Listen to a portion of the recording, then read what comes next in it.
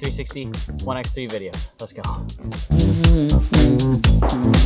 All right, guys, so we got a clip. We got the Insta360 One X3, and we got our phone. So just make sure you have the Insta360 app, download it on your phone, update it, all that stuff, and then power on your camera. Once you power on your camera, open up the app, and then from there, make sure you have your Bluetooth and your Wi-Fi on and all that stuff. And then it will ask if you want to join. You just click join, connect, all that stuff. And I think in my previous video, I did a little thing about connecting it, so I'll link that too. But yeah, so just make sure that you're all set up. Get your Insta360 account set up. Connect the camera to the phone, which is pretty easy. Walks you through really easy. I'm doing a screen recording, so I'm gonna shoot it right here. This is what the home screen is gonna look like. And from there, once your camera's connected, click that little yellow camera icon in the middle at the bottom. That's gonna take you to your camera. It's gonna give you like a preview of what your camera's seeing right now. And then if you go back, so we already recorded our clip, but if you needed to record your clip, obviously record your clip. And then what I'm gonna do is I'm just gonna go to album. This is gonna show me the clips that I have on this camera with the SD card that's in it right now. So I'm gonna select the one basketball clip, and when you click into your clip, it's gonna start playing it automatically. So it's not gonna know backwards from frontwards, you know, all that stuff. It's gonna just start playing wherever it sits, and it's gonna be locked there. So what I always do is I open the clip, I hit pause, and now I can scrub around to see what everything looks like, right? And this is also the time where I decide what the video is gonna be. So as far as like aspect ratio, so let's start with that. If you're gonna be going to like TikTok, Instagram, all these other things, on the bottom of the screen you can see it says 9:16 because that's the aspect ratio we're in right now. So if I wanted to switch it to 16:9, you just click it and you have your options right there, 16:9, 1:1, and then a super duper wide 235:1. So you can change that on the fly. You can also change that after all your editing is done as well. So you don't have to do that right now. If you want to decide later, you can do that. Or if you export a clip and you want to use the same clip on TikTok and YouTube, then you can export them separately, same exact clip, just in different aspect ratios. So that's pretty cool. So from there, what I usually do is I'm gonna just start with deep track. A deep track is basically just the AI in the app, making it to where you select a subject and it tracks that subject for the whole clip, right? So all I'm gonna do is I'm going to just select myself, and there's two ways of doing that. The way I just did it is it recognizes that there's a person there, so it has this little target icon on me because basically it's saying, oh, we recognize this could be a subject. All you gotta do is tap that target, and if I do, it'll automatically start tracking me as the subject. The other way to do that is to go through here, hit the plus button on the bottom, and then you can see deep track right above that. It says deep track is the third selection in. Click deep track, and then you just drag your finger over your subject and hit start tracking, and then there it goes, right? So it's gonna track. So that's how you do a deep track. It's called deep. That's how you do like AI tracking. So, and then what you would do is you would just let that whole clip run through, let the deep track do its thing through the entire clip, or for at least as long as you'd want. So say that's the only little clip that I wanted, and then the next clip I want it to track the basketball, right? So I'm gonna use deep track. I'm gonna go through here. I'm gonna scrub just past my deep track. I'm gonna hit plus. Actually, no, I'm gonna go scrub a little bit past, that way you can see the basketball. Boom, right as the basketball hits the air, I'm going to hit plus. I'm going to zoom in a little bit, and I'm gonna deep track that basketball. I'm gonna hit start tracking. So as you can see, because the basketball is so small and it was moving fairly quickly, it completely lost it. So deep tracking is going to be really good for most of your subjects, whether it's like people, animals, whatever, cars, all that different type of stuff. But there's certain things like that basketball that it just is not going to work out very well. And so the other editing options that we're going to go through are going to be better for something like tracking the basketball. So let's just go ahead and see what these clips look like now. So we'll go to the beginning of the clip, and now that we've deep tracked a couple of spots, let's see what the video looks like.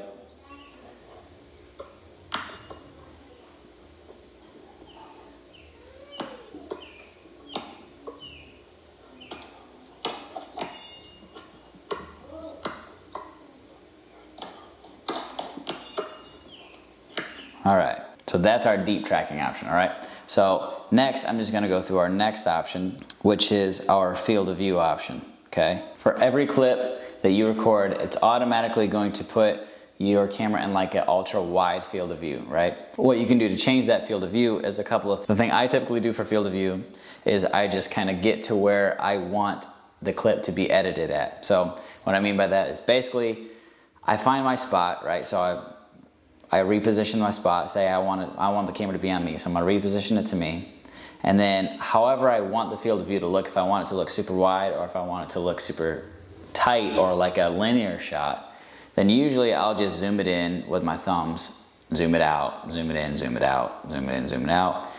Accordingly, however I want, add those keyframes, and we'll talk about that later. But so that's one way of changing your field of view. The other way to change your field of view is hit the plus button at the bottom, and it's already in your field of view option, right? So at the bottom of your screen, you can see it says FOV right there in the yellow. And then you're gonna have options on the top of that. So you got Tiny Planet, which looks like this. And then you got ultra wide, wide, linear, which linear is supposed to be basically no distortion, no lens distortion. So you're shooting 360 or two lenses that are 170 or 180, whatever it is. So you have like this fisheye effect, right? So it takes the whole image and the whole thing is kind of sprawled out. With linear, it's supposed to take that and kind of lay it flat. Oh, I just hit the wall. It's supposed to lay it flat so that you look like you have like, there's no lens distortion at all. So basically to make it look like you shot it with any old camera, your phone or something, no lens distortion. So everything kind of looks the way it's supposed to look or the way you think looks normal. Then you got narrow, which is just basically really punched in, which you're able to do that with a higher resolution, 5.7K, which is pretty cool. So those are your field of view options, like your preset field of view options. But like I said, if you don't like any of those, ever you want to go in between some of those, that's when you just use your thumbs and zoom in, zoom out accordingly, however you want it to look. Let's talk about the viewfinder option, which is really, really, really cool. So the viewfinder option is basically think of yourself as like your cameraman. You are your own cameraman. You're gonna be shooting like this, but you're doing it in the future. It's a really weird concept, but watch. I'm gonna click viewfinder and look at this. It uses like your gyro and accelerometer in the phone to actually move the camera in virtual space. It's really, really cool because what you can do is this. You can hold this record button, the video will play, you can zoom in, zoom out. You can move the camera to where you want it to be. Zoom in. And see, it's a little bit shaky when I'm doing it, recording it, right? Oh, let's go this way. Oh man. But after it renders out, it smooths all your motion out. So watch this. I'll go back, I'll hit the check mark. So all that we just recorded is like your own cameraman. It's so cool. It's such a cool feature, and it's so unique to the Insta360 cameras. I mean, it's so unique to the Insta360 editing experience. It's very, very cool. So I'm gonna just go back through that clip. I'm gonna play it so you can see what it looks like. So you can see all the movement that I did, even though when you're actually doing it on the app, it looks shaky, but after the fact, it smooths all that shakiness out. So it looks so good, look at that. Oh man. I don't know why I don't use this feature more often, it's so fun. And it looks so good, honestly. So much more fun than using even Deep Track. Deep Track's cool, but man, this is so sweet. All right, so that's the end of our clip. So that right there is the viewfinder option. And the cool thing about that viewfinder option too is we'll go back into it right now. So you'll see that you have the record button there. You have to hold your finger on that button the whole time. So if your finger comes off that button, the clip will stop playing, which means you're not recording your movements anymore. But the cool thing is you got that slider, right? So as you slide this up and down, you can go in a Tiny Planet mode, you can go all the way punched in, and so you have all your zoom options that you would want right there as your fingertips as you're recording it on the fly. It's so cool. It's such a, like I said, it's such a cool feature. It's amazing. And then after you're done, you just hit that check mark and it saves all your movements. And then from there, you just export the video, which like I said, we'll cover that in a second. The last editing mode we're gonna talk about is just basic keyframes. And if you've ever edited any kind of video on any software ever, you should be familiar with keyframes. But if you're not, keyframe is just basically a set point at a certain frame that you want your camera or your video, right? You want it to be at a certain point at a certain time or a certain frame. So that might be confusing, right? So basically what we're gonna do is we're gonna hit that plus button at the bottom, okay? And instead of going to deep track our viewfinder, we're simply just going to move the camera to where we want it to be positioned. I'm gonna move it to right there. And the same thing with the field of view too. You can change your field of view right now. You can punch it in, get it pointing to wherever you want it to be pointing. And then we're gonna scrub down the video to where I come out of the frame. And we're going to scrub to where I am, hit another keyframe, just by pressing that plus button at the bottom, and that adds another keyframe. So what happens is this, I go back, and I'm basically telling the camera, okay, I got a keyframe here, which means I want you here, and I got a keyframe here, so by the time you get to that point in the video, I need you to be panning over there. So watch, I'll play it right now. So it's there, now it's panning all the way already to that next point where we put our next keyframe. There's a couple of things I really like and don't like about the keyframe option. So initially, when you're editing and using just keyframes, it kind of seems like you can kind of fly through it, because what you can do is you can go figure out where you want to be, add the keyframe, adjust all your, the way you want it to look, the field of view and all that stuff. And then you can kind of just scrub down to where your subject moves and then just use that as your next keyframe. So then you go to that, you find where you want your subject, you add another keyframe, and you keep doing that until you get to the end of the video, which kind of feels like you can edit it really quick. The only bad thing is, if you pay attention to this clip right here, it's there, and before I'm even done, it starts moving to the next shot, which I don't want, right? So in order to fix that, I would have to come through here and add more keyframes. So I'd have to add the keyframe there. I'd have to add another one there so that it stays. And then I'd have to let it go through there. That way it moves quicker. So watch.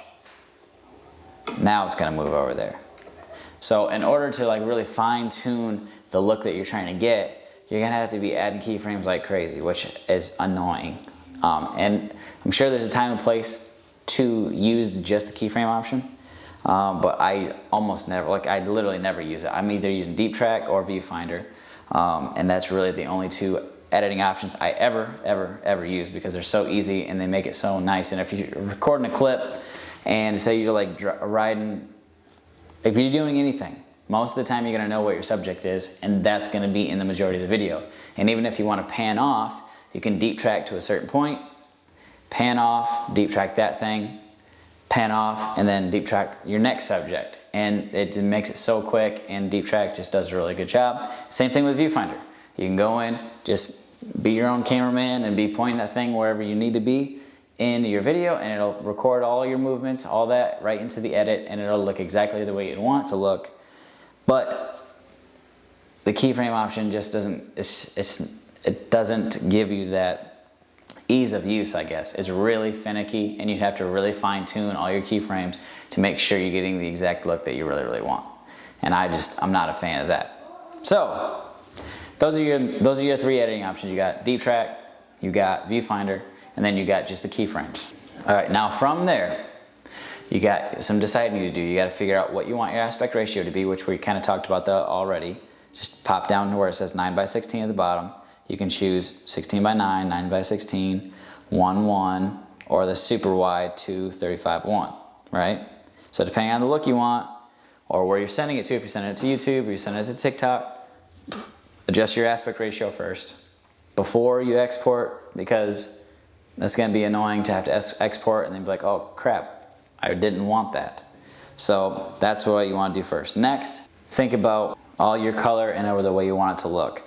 So these cameras, they're really cool, they're really nice, but they don't have the depth or the bit rate that you would want for color grading and all that stuff. So your best option for the look that you want is to find the actual color grade or whatever the setting that you want, the white balance setting that you like from the camera. Use vivid or whatever you want to use, and then just set it to that, and then either leave it there, or you can come in here and do, you know, color plus and all these other little options that it gives you. You got clarity plus, you can turn it on and off and see what they do. So mess with all those little things like that. And then once you're done, you can come in here and figure out what clips you want. So now we got to talk about trimming. Okay, so say I got this huge 6-minute long clip, but I only want a little bit. If I only want like this little bit that I did the field of view option in, right?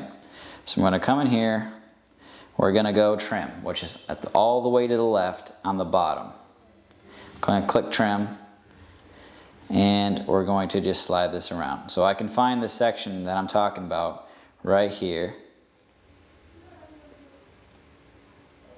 And then I can just leave it there. And if you want to fine tune more, you just kind of hold your finger there for a second and it'll zoom it in like this. Yep, see, it just popped through. So now you can really fine tune where you're putting your trim cut, right? And then if you let go, it'll zoom back out.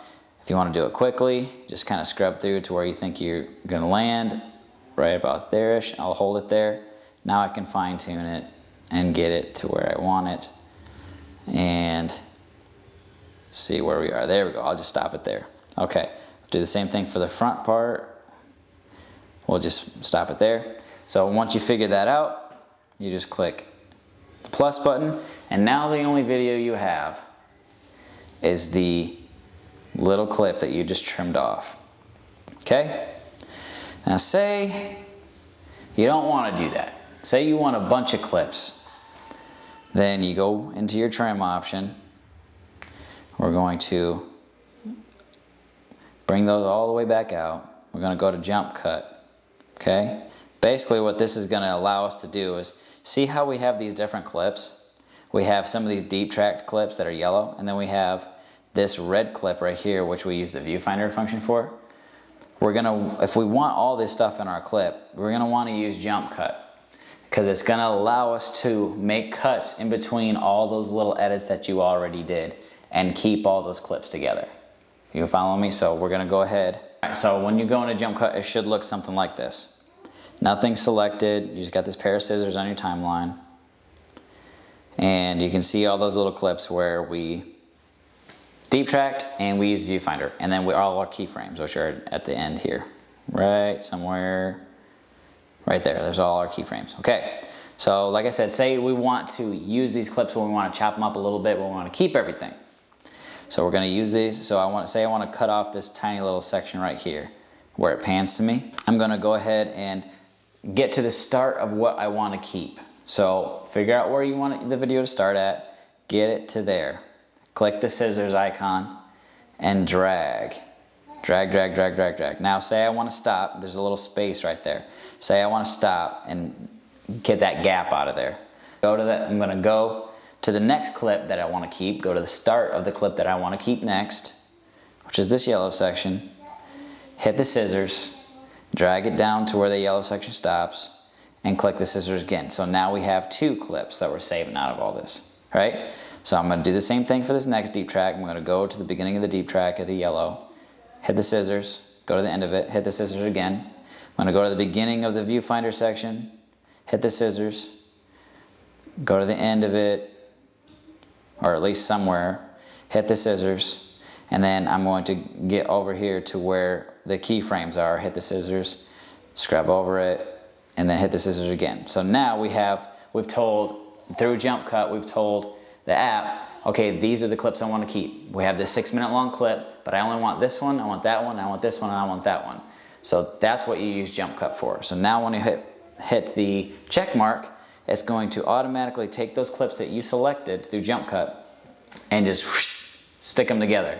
And everything else that didn't get selected is going to be cut out. So that's how it's going to work. So that's how jump cut works. So when you're trimming, if you only want one clip, click trim and just stay in the trim option, right? That's just going to give you one clip that you want. But if you have 1,000,000 clips out of a 30-minute long video, go over to jump cut and slice those things up and then hit that check mark, because it's gonna keep all the stuff that you wanna keep, but it's gonna slice them up so you're not having this huge long video and you're not having all these gaps in between the clips that you really, really wanna keep. So that's how you use the trim option. That's how you take one clip and make a bunch of little clips out of it and keep it all together. All right, so quickly, before we skip onto the export, I'm gonna just adjust my colors and all that type of stuff. If you're on this day with this clip, since it was so bright, I shot with the active HDR on the One X3. So if you have like a One X2, just shoot in HDR. If it's bright, like use the HDR when you're going to be outside in the sun and it's super duper bright. Because you want that high dynamic range. You don't want stuff blown out, but you also want your shadows lifted. So use the HDR in super bright scenarios. Otherwise, you can use your other settings that you might like, whatever that might be. Just try to find what you like, what works, and stick to it. But I'm just going to play with a couple of things like the color and the clarity and all that stuff, just the options that it gives me on the app, just so you guys can see what it looks like and how to do it. So first I'm gonna hit clarity. So that's clarity plus. Basically, almost just kind of changes your contrast, which I don't like. So then color plus, which is just a slider. You can boost that, boom, boom, boom.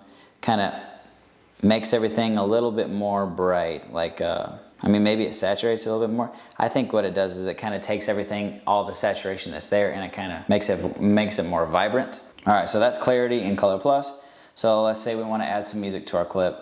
We'll click the music tab and it gives you some options here. These are just stock music that they have on the Insta360 app that you can use and just plop on your video. Extract music from videos to add to the app. That's pretty cool. So you can extract music from videos that are on your device and then take those and put them on the video that you're making right now, which is pretty sick. Okay, so then that's music, and then, well, okay, let's just say we want to add a track. Okay, so this thing's gonna start playing. I'm gonna just find one. I'm gonna click use. It's gonna download it, and then after it downloads it, it's gonna plop it onto your video. You can adjust some stuff on it. You can adjust the levels, how much video versus music, and then you can just hit the check mark. So now it just added music to your video. Some nice peaceful music to the basketball scene. All right, and so say we want to speed it up. Let's speed it up. So you have a motion blur option. So the really cool thing about doing any kind of time lapse with Insta360 is that you have the option to add motion blur, which sets them apart look-wise from other cameras from just doing a regular old fast forwarding of your video. The motion blur is what sells the time lapse function. It looks so sick. So say you are driving downtown and you take the Insta360, you stick it out your car window and you drive for 10 minutes and you want to time lapse it. Well, you add that motion blur and it looks so much better. So, but here's the options where you can either slow down your clip or you can speed it up. So you can go down to quarter speed. You can do 2 times speed, 4 times speed, 6, 8, 16, 32, and 64. That's really, really fast. So you can amp your speed up and then you can slow it down as well. So all you're gonna do is say I want it 4 times as fast. I click 4x, I drag the bit that I want to be faster, and then I hit the check mark. So now this little bit here is going to be 4x times fast. Hit the check mark again and play it. And that's what we got. Super duper fast. You could have done the same thing. If you wanted to slow it down, you just, instead of choosing 4x, you choose half speed or a quarter speed, and it does the same thing. Okay, so there's that. Let's go multi-view. Multi-view. Click the plus sign to select the start point. So click there. We drag through the timeline that we want multi-view for. We hit the check mark again. So now it's going to be recognizing the selfie view, right? So basically, in this video, it doesn't really apply because I'm already using myself as a subject, but say I didn't want to, or I took the camera to like, say like the zoo, right?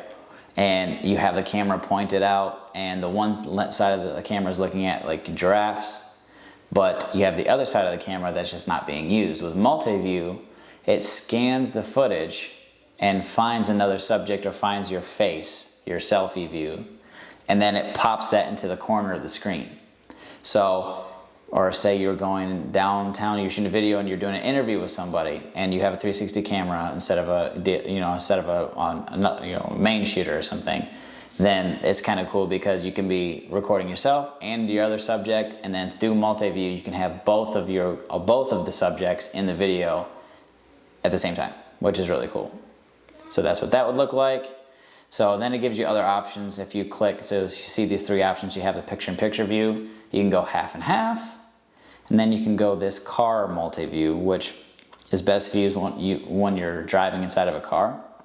So this is basically just what one lens is seeing straightforward, and then the other lens is seeing straightforward.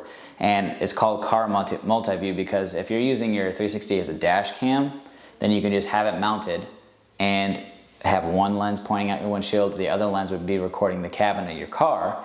And since it records 360, it would be getting everything all the time. And if you put that multi-view into car view mode, then it's going to be getting you guys and the what's ever happening. If it's a wreck or somebody cuts you off, you can have all that in the video at the exact same time. Or say somebody somebody hit you or stopped short and then you got injured, you have all that on your 360 camera. Then you'd use the car view to see the inside of the car and the outside of the car at the same time. It's pretty cool.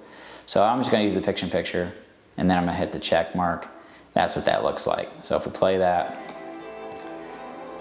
like I said, it doesn't really apply because I'm already recording myself, but as it detected the selfie view, this is the only other person in the frame, so that's why I did it that way. And then we got freeze frame. So say I wanna slow some of this down, right? Let's go here, I'm gonna hit freeze frame.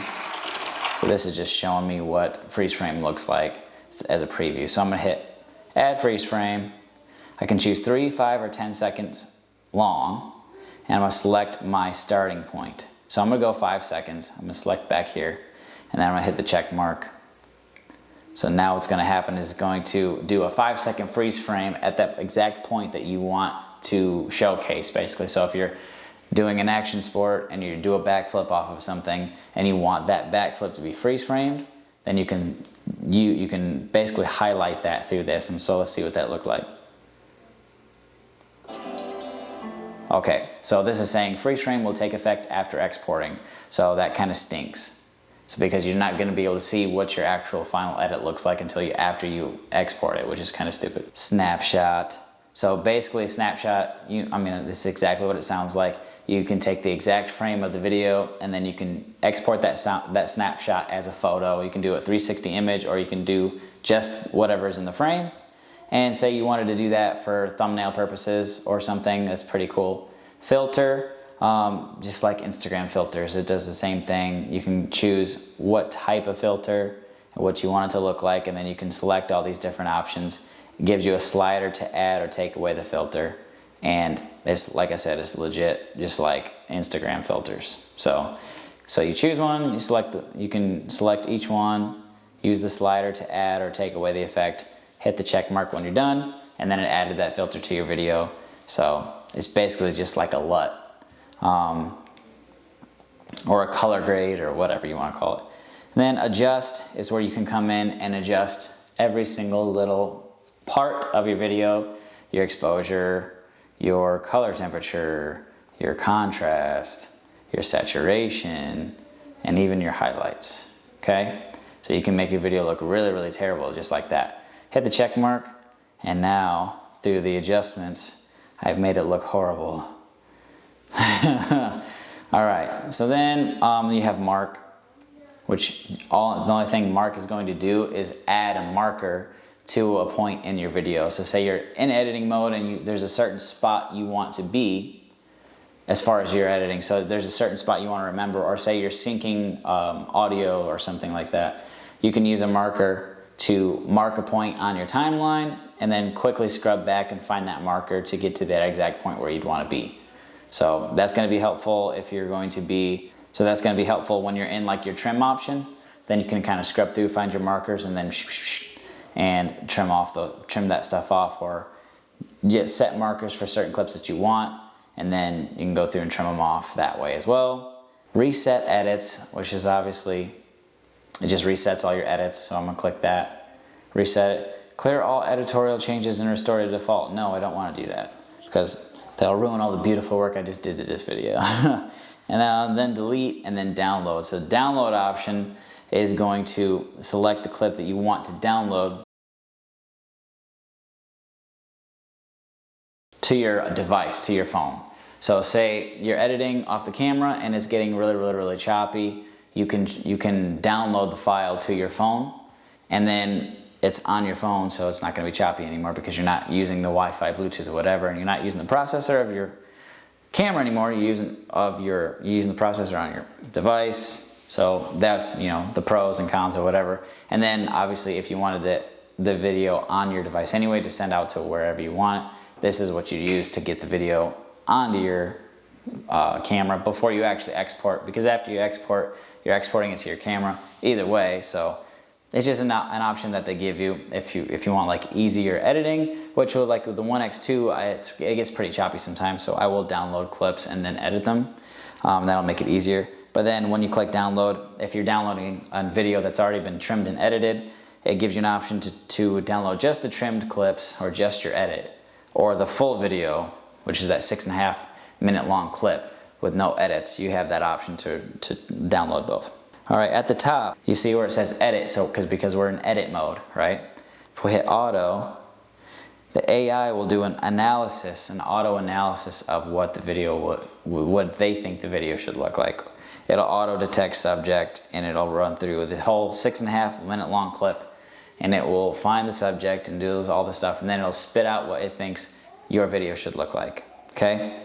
I'm not actually gonna do that because I kind of think it's dumb and it doesn't work very well. Snap, so the snap option is kind of like the viewfinder option, but I think they're trying to kind of like find a quick, easy way to get multiple clips without having to dive into your edit timeline. So basically it's gonna look like this. It's gonna use your phone and whatever it is, the gyro in your phone to detect your movement, and then like you're like the camera guy again, you can select your aspect ratio at the bottom left, and then you can just tap this button and move the camera, or you can swipe it to get to where you want it to be, zoom it in, zoom it out, and then it's gonna do that, and you can keep recording and then getting multiple clips. So I can scrub through and then do the same thing, and then it'll stack those clips together through the snap option. So those are your three main editing options: AI edits, snaps, or edits. I always just go straight to edit because I like to have full control over what the video is going to look like,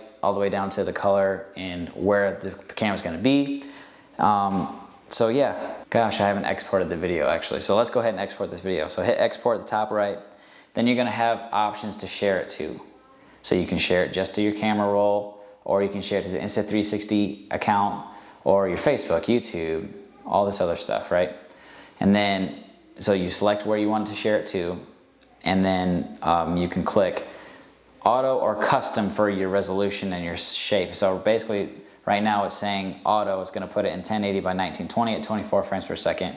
If I don't want that, I can click custom, and I can use that to drop the resolution or to up or lower my frame rates, which it won't let me do that with this because I already had it locked into 24 frames. And then you can raise or lower your bit rate for more or less quality depending on where you're going to be sending it and how much quality you want to preserve, because a lot of times if you upload these things to like YouTube or TikTok, it's going to compress a video that's already been really compressed. So you want to try to save as much resolution as you can so you can up your bit rate if you want to.